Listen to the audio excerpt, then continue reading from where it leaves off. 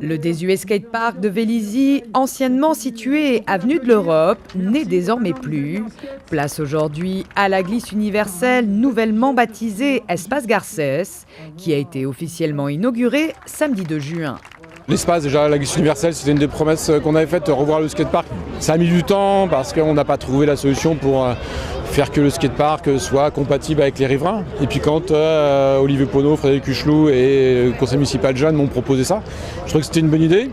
Et finalement, en plus, ça se concrétise puisque c'est déjà trop petit et il y a des dizaines et des dizaines de gamins tous les week-ends qui en profitent. C'est un espace qui n'avait pas de nom, donc on allait au skatepark, voilà, tout simplement, alors que sur la ville, on a tendance à quand même donner des noms aux installations qu'on utilise.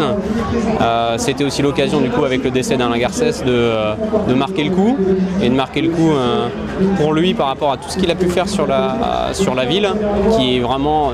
qui a toujours été intergénérationnel, ce qui est l'utilisation de cette installation, toujours ouverte. Donc c'était aussi une de ses grandes qualités, d'être toujours disponible et de se rendre disponible. Alain Garcès, moi je l'ai connu, j'avais leur âge.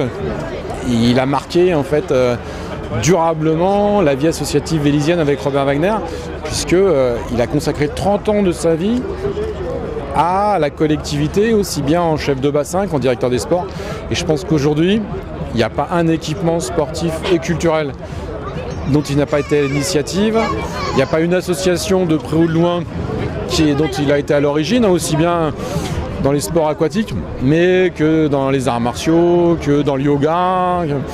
Et je pense qu'aujourd'hui, si on regarde même des anciens qui sont venus, on est tous fiers de marquer en fait notre reconnaissance à Alain Garcès. J'aurais préféré le faire de son vivant. J'ai connu en fait quand j'étais jeune nageur, et donc parce que le service de l'OMDA était sur la mairie, sur la piscine, et donc c'est quelqu'un qui nageait aussi, qui était dans le milieu de la natation, qui a défendu les droits des maîtres nageurs, et donc qui a contribué aussi à créer un des derniers diplômes de maître nageur. Ça marque quelque chose. Bon après voilà, il y a le recueil qui a été fait par la famille, et c'est leur vie. Et, c'est leur droit, et nous après derrière en tant qu'amis et connaissances, on essaye aussi de lui rendre hommage.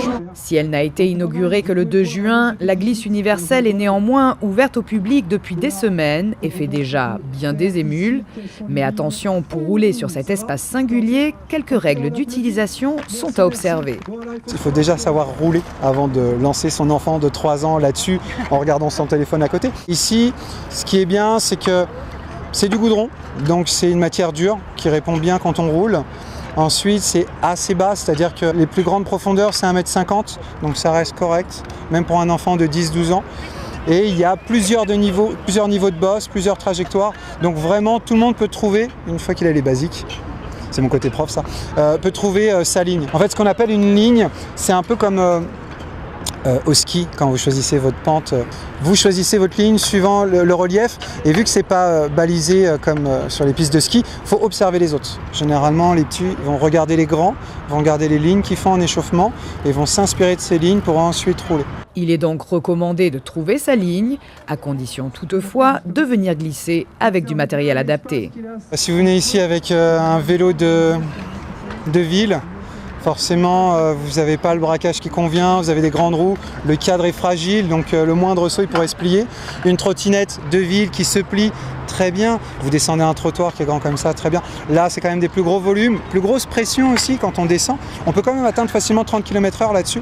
Donc une trottinette qui prendrait une trop grosse compression pourrait se plier, et là vous pourriez vous blesser. Donc il faut vraiment un matériel résistant, costaud, que ce soit pour les skates, les rollers ou les trottes.